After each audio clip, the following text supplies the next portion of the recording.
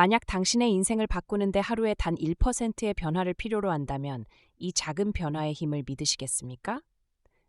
아주 작은 습관의 힘은 그 작고 미세한 차이가 어떻게 거대한 변화를 일으키는지를 생생하게 보여줍니다.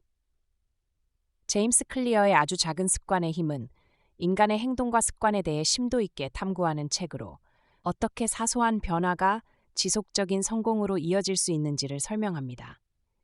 이 책은 습관 형성의 과학과 심리학적인 측면을 결합하여 개개인이 자기 개발을 이루는 데 필요한 구체적이고 실질적인 방법을 제시합니다. 전체적인 구조는 크게 4가지 법칙으로 나눌 수 있는데 각 법칙은 우리가 새로운 습관을 형성하고 기존의 비효율적인 습관을 버리는 데 필요한 단계와 방법을 설명합니다. 첫 번째 법칙은 명확하게 하라입니다. 우리는 흔히 습관을 막연하게 생각하지만 그보다는 구체적으로 정의하고 시각화해 행동으로 옮기는 것이 중요합니다. 예를 들어 매일 운동하기란 목표는 너무 광범위하여 실현하기 어렵지만 아침 7시에 20분 동안 집 앞에서 조깅하기로 구체화하면 행동하기 쉽습니다. 두 번째 법칙은 집요하게 하라입니다. 여기서 제임스 클리어는 환경의 조절 중요성을 강조합니다. 좋은 습관을 형성하고 싶다면 이를 방해하는 모든 요인을 제거하고 습관을 쉽게 시작할 수 있도록 환경을 조성하는 것이 필요합니다. 예를 들어 건강한 식습관을 원한다면 냉장고나 찬장이 유기농 식품 위주로 구성되도록 함으로써 보다 쉽게 건강한 선택을 할 수 있습니다. 세 번째 법칙은 원하는 만큼 하라입니다. 새 습관을 유지하려면 그것이 자신에게 보상 요청감을 주어야 합니다. 이는 행동이 보상과 연관되어 있어야 한다는 것을 의미합니다. 즉, 새로운 습관을 통해 얻게 되는 심리적 만족이나 성취감은 우리가 그 습관을 지속하게 하는 원동력이 됩니다.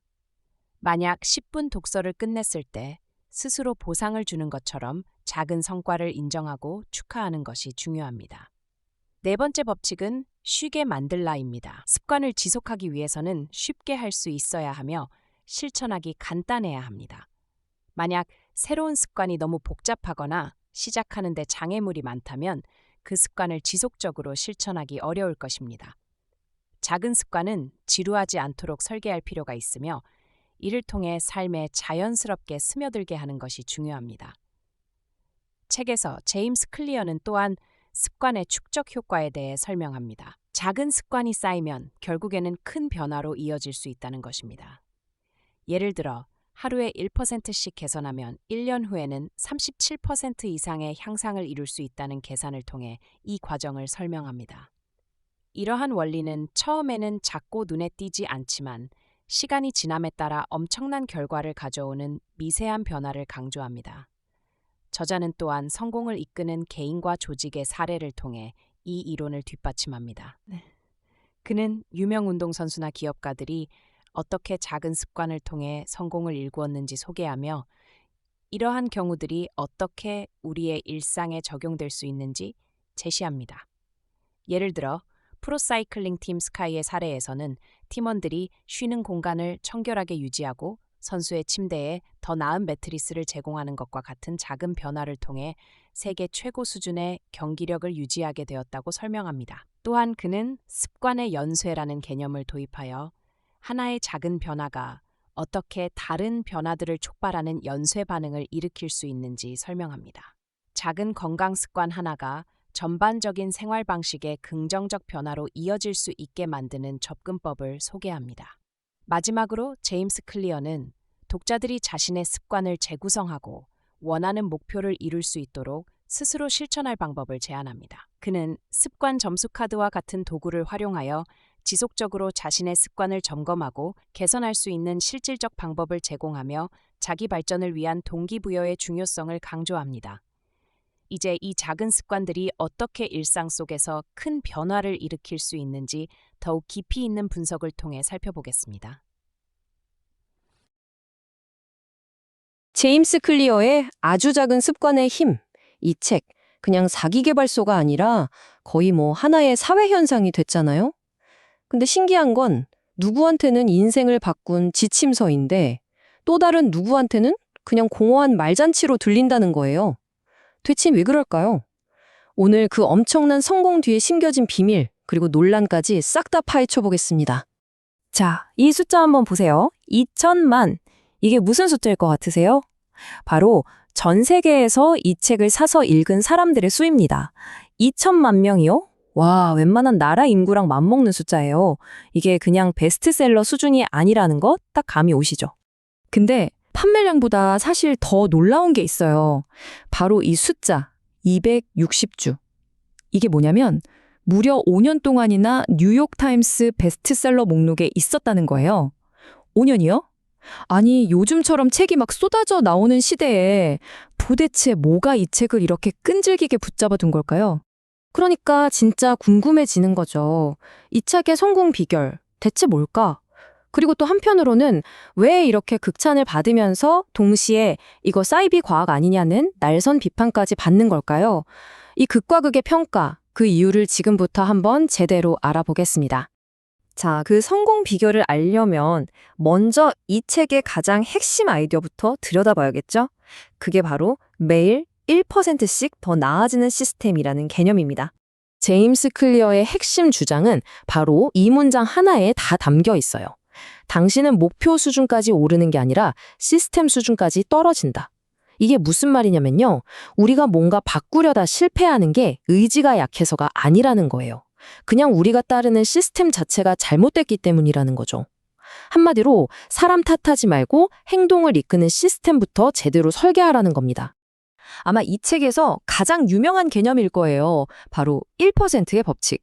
이걸 약간 자기계발계의 복리 마법이라고 생각하시면 쉬워요.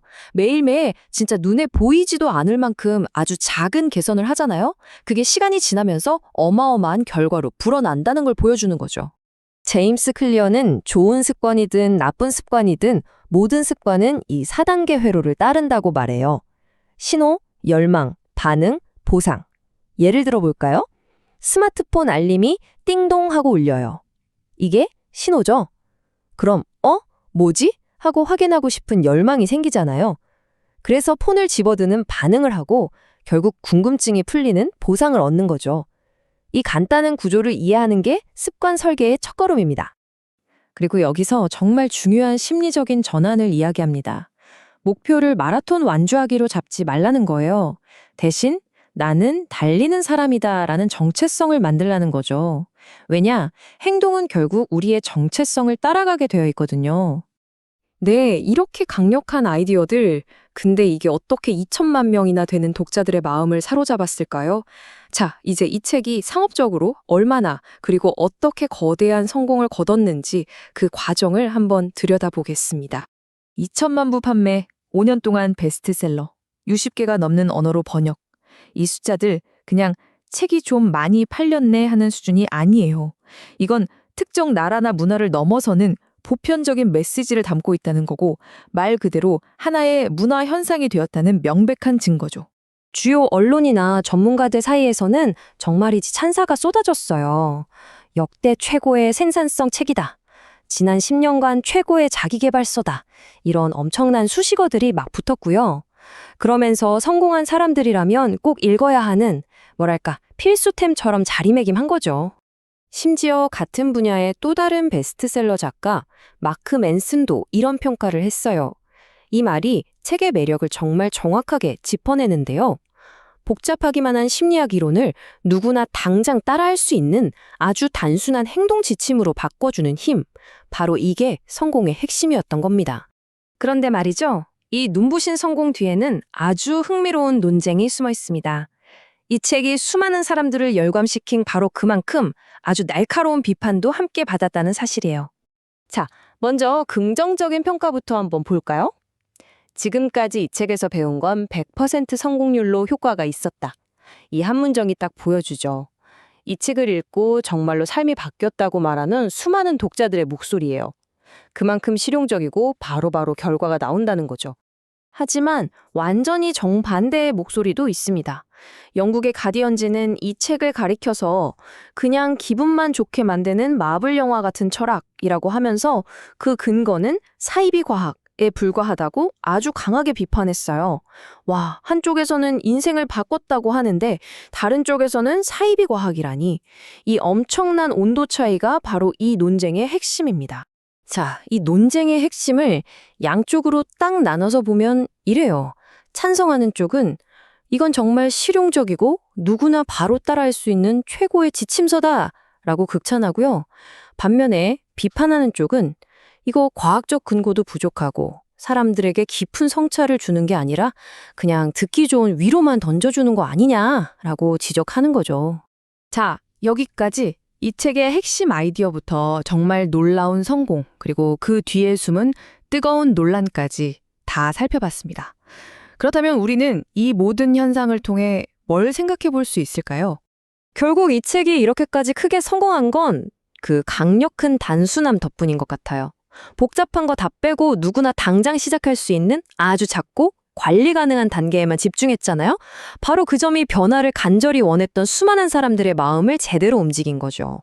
그러니까 아주 작은 습관의 힘이 우리에게 남긴 건 딱 동전의 양면 같아요. 한쪽 면에는 수많은 사람들의 삶을 바꾼 영감의 원천이라는 글자가 새겨져 있고, 다른 한쪽 면에는 여전히 비판적인 검증이 필요하다는 숙제가 남아있는 거죠. 그렇게 우리 시대의 아주 중요한 문화적 기준점이 되었습니다. 자, 마지막으로 여러분께 이 질문을 하나 던지면서 마무리할까 합니다. 세상은 점점 더 복잡해지는데 왜 우리는 이토록 단순한 해법에 열광하는 걸까요? 이게 과연 우리가 더 나은 방향으로 나아가고 있다는 진보의 신호일까요? 아니면 어쩌면 복잡한 현실은 외면한 채 그저 쉽고 빠른 답만 찾고 있다는 증거는 아닐까요? 한 번쯤 생각해 볼 문제인 것 같습니다.